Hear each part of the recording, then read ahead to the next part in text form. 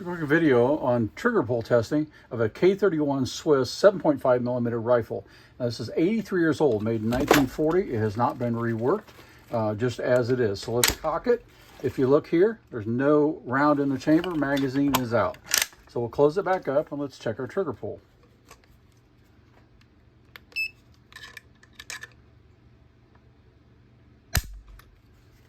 £3, 6.6 ounces.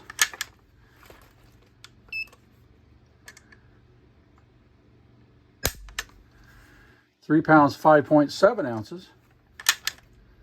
And one more time.